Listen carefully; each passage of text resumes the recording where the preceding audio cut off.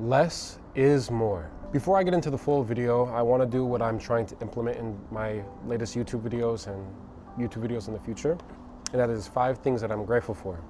So for today, a healthy body, trustworthy friends, access to clean water, smart mentors, and a reason to be me. I got the trusty little red notebook. Again, I will try hard to have these different every time because I think there's many things to obviously be grateful for in life, and it allows my brain and hopefully your brain, because you're doing this exercise as well, to think about everything that you are actually grateful for, not just the standard stuff, but expanding on that and really trying to dig deep and find the bigger picture and through the smaller ideas that we don't really notice on a day-to-day basis. Now, less is more. And I've heard this phrase through my entire life, more so into my late teens and to where I'm currently at. But I've heard this term often. And for the longest time, I felt like I barely understood it, or I understood it to a certain extent, but not for its entirety. And I want to come on here and give you a few reasons why less is more. Now, the first part of why less is more and where it could be potentially used in your life is in your relationships. And I'm not just talking about romantic relationships, I'm talking about platonic relationships, I'm talking about every type of relationship that you may have, from a friend to a family member to like your dogs, your animals. I'm talking about any relationship that you may potentially have. Now, to use my experience, when I was younger, I was in a relationship and I was the epitome of too much at times. And that not just because I was young and dumb and still learning about myself, but because my character was just this explosive character, which I still think it is today. But that explosive character was just too much to handle at sometimes. And I had to find a way to dial it back. There were a lot of times that I was not proud of, and a lot of times that I was proud of. I worked through this and found out that less is more. And it's not being less of yourself. I think a lot of people interpret this as, okay, well, I'm going to be less of myself so someone else can be more of themselves. That's not what I'm trying to say. I'm saying that there is definitely a fine line with people, and you need to figure out what that line is. And if your character tends to exceed that line, then you need to dial it back. And this is not just for the health of your relationship. I'm saying this could be used in platonic relationships, right? This could be used with the relationship with your dogs. This could be used in the relationship with your coworkers.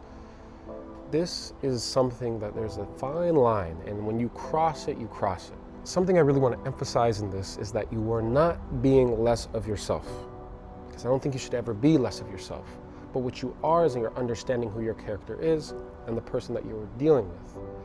I think so many times we want to be ourselves, or sometimes on the very polar opposite of that spectrum, we are the complete opposite. We are not ourselves. We are completely less, and we're not significantly more. And so for my people who have an explosive character or tend to be just a little bit more energized, figure out what that fine line is. Not just in your relationships with your friends, not just in your romantic relationships, not just with your family. I'm talking about what that fine line is in your life.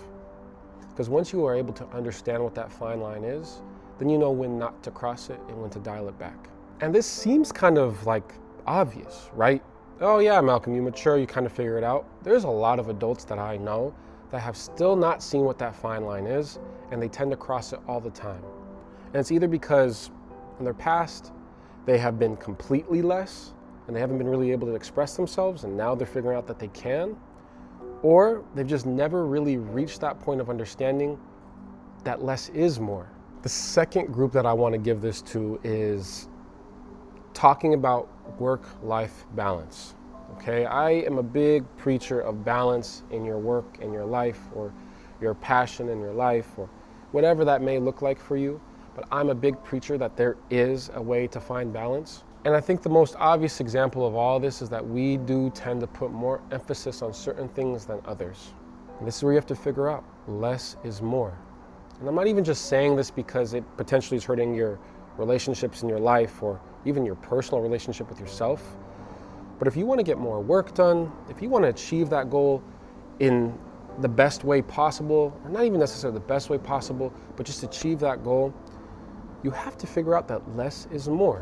What do I mean by that? I'll give you a personal example. In my past video, I talked about how I was so goal-driven to be a professional soccer player, and that was my dream, and I was going to do anything to get to that point. And I did. But I only started making significant leaps and bounds in my progression and as an athlete once I started to give less importance to soccer. Now that sounds counterintuitive, I understand, but I promise you, when I was able to take my mind off of soccer and do other things, I was able to be more relaxed on the field, I was able to be more disciplined and in the moment in training and even in the games. So just by taking away certain things, realizing that less is more, less training was more because my body needed more recovery, my mind needed more recovery, that ended up giving me a better outcome towards my goal. So whether this be school, whether this be work, whether this be any sort of goal that you're trying to achieve, understand that you have to remove certain things, meaning less, to achieve more. I want to finish off with a phrase that my mother told me some years ago, and that was hold on loosely. When I first heard this, it was due to some things that were going on in my relationship at the time, and I was super stressed out. And I finally got to sit on it. Now I've been sitting on it for many years, and I really got to understand that holding on loosely is vital. It is a necessity when it comes to anything. So many times we think the best option is to just hold our grip so tight, white knuckle it, and just push through and get it done, or hold on because it seems like it's going to take off and go away. But you tend to strangle the outcome, and the outcome is not able to breathe. So I leave you with this. Hold on loosely, because loosely is less, and less is more. And through these times where you're struggling to find a balance, for these times where you're trying to find purpose, for these times where you're putting in a lot of effort or maybe not enough effort, remind yourself that less is more and to hold on loosely. Because if you hold on too tight, it will slip away. And with that, my people, please go be amazing. Show the people you love that you love them. Go make a change in this world because you are a difference and we need the difference. Thank you.